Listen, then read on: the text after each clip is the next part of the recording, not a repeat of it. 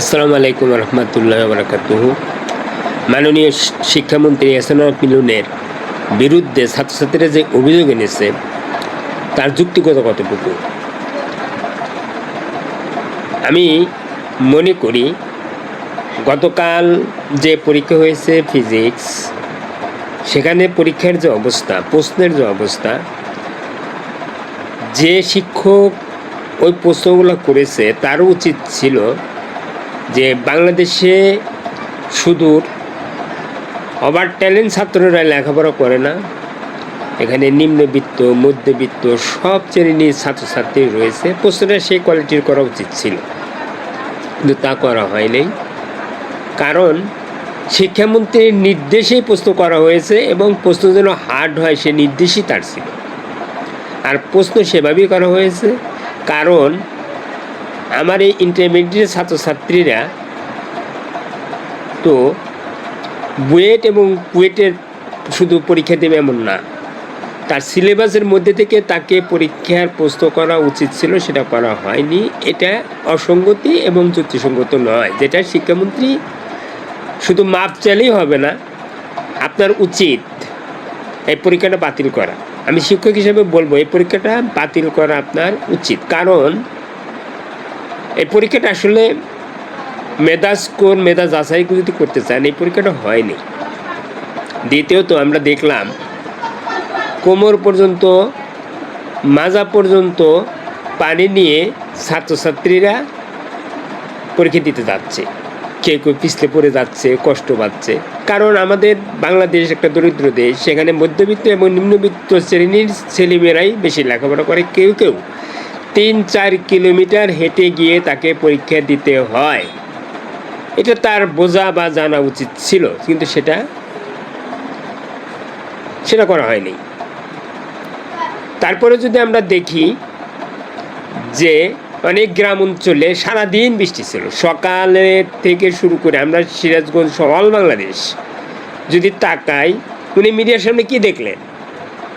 উনি বৃষ্টি পড়ছে টাপুর টুপুর করে, আর সেই বৃষ্টিতে ভিজা আমার ছেলেমেয়েরা পরীক্ষা দিতে যাচ্ছে, আর উনি মিডিয়াতে দেখতেছেন যে নাই বৃষ্টি নাই, কোথাও বৃষ্টি নেই। ভাই, আপনারা বিবেক বিবেচনা করেন, সারাদিন কখন বৃষ্টি থামছে? 1 সেকেন্ডের জন্য বৃষ্টি থামে নাই। কোমর পানি, গলা পানি, ঢাকার উলিতে গলিতে যে অবস্থা, এমতো অবস্থায় ছাত্রছাত্রীরা কীভাবে পরীক্ষা দেয়? ওনার উচিত ছিল আগের দিন রাত 8টার মধ্যে পরীক্ষাটা বাতিল করা। আগামীকাল ফিজিক্স সেকেন্ড পার্ট পরীক্ষা, আজকে উনি এক নাটক শুরু করে দিচ্ছে। আজকে আমার মেয়েকে দেখতেছি তারপর টেবিলে নাই, আন্দোলনে এসে। কালকে পরীক্ষা, এই পরীক্ষাটা কি হবে? আমরা যারা নিম্নবিত্ত মধ্যবিত্ত শ্রেণীর লোক যারা শিক্ষকতা করি, তারা কয় টাকা একটা মেয়েকে বিজ্ঞানে পড়াইতে কি পরিমাণ খরচ হয় একটা বছরে? এই মেয়েটা যদি কোনো কারণবশত অ্যাক্সিডেন্ট করে, এর দায়ভার কার? আমরা তো সারা জীবন পরিশ্রম করে কষ্ট করে উপার্জনের যে টুকুর টাকা, সেই টাকা দিয়ে ছেলে মেয়েদেরকে মানুষ করার জন্য চেষ্টা করি, কিন্তু সেখানে যদি এই অবস্থা হয় এই মাননীয় শিক্ষামন্ত্রীর মূর্খতার কারণে, তাহলে এই শিক্ষামন্ত্রী পদত্যাগ করাই উচিত বলে আমি মনে করি। ছাত্রছাত্রীর সাথে একমত। এরকম দাম্ভিক অহংকারী যারা আমাদের মতো দরিদ্র হতদরিদ্র মানুষের ছেলে মেয়েদেরকে ব্রয়লার মুরগি বলে কটাক্ষ করে, তাদের এই বাংলাদেশে শিক্ষামন্ত্রী হওয়ার কোনো যোগ্যতা রাখে না।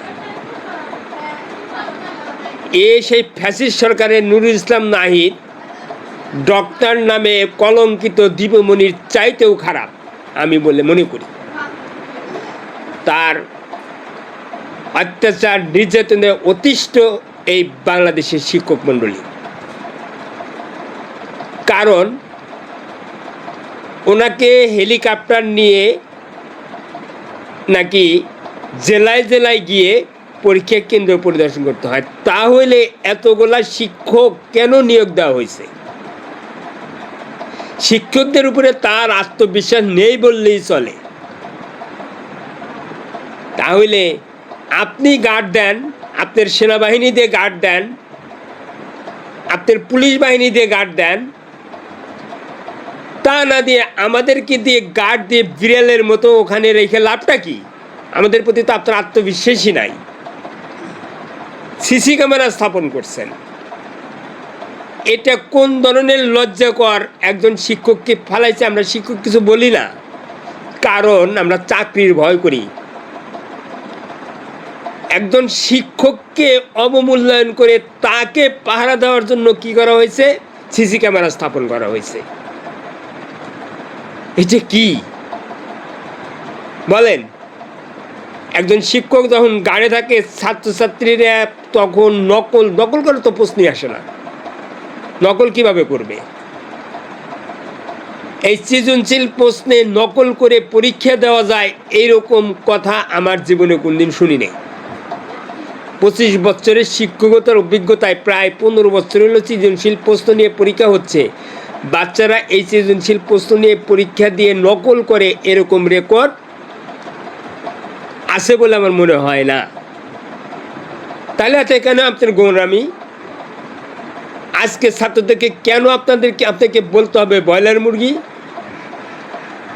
বাংলাদেশে হাজার হাজার ছাত্রছাত্রী, তারা কি ব্রয়লার মুরগি? এই অহংকারী কথা শুধু ক্ষমার অযোগ্য। এটা আপনি সংসদে ক্ষমা চাইলেন আর আপনাকে মাফ করে দিল বাংলাদেশের মানুষ। হতদরিদ্র গরিব মানুষ কষ্ট করে বাচ্চাকে মানুষ করছে, বাচ্চাকে লেখাপড়া করাচ্ছে, তার ভবিষ্যৎ অন্ধকার, তাদের ভবিষ্যৎ অন্ধকার। গতকাল পরীক্ষা খারাপ হয়েছে আপনার নির্বুদ্ধিতার কারণে, আপনার ভুলের কারণে। আজকে বাচ্চাটি পড়ার টেবিলে নাই, আগামীকাল পরীক্ষা কি করবে?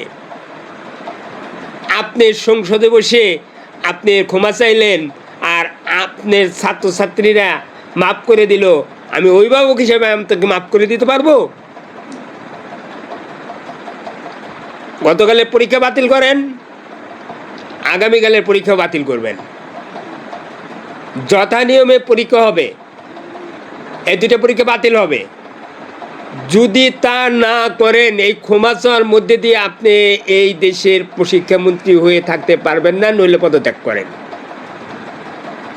একজন শিক্ষক হিসাবে, একজন অভিভাবক হিসাবে আপনাকে পরামর্শ দিচ্ছি, অনতিবিলম্বে এই দুইটা পরীক্ষা বাতিল করেন, আর নইলে দেশ থেকে, শিক্ষামন্ত্রিত্ব থেকে পদত্যাগ করে দেশ ত্যাগ করেন।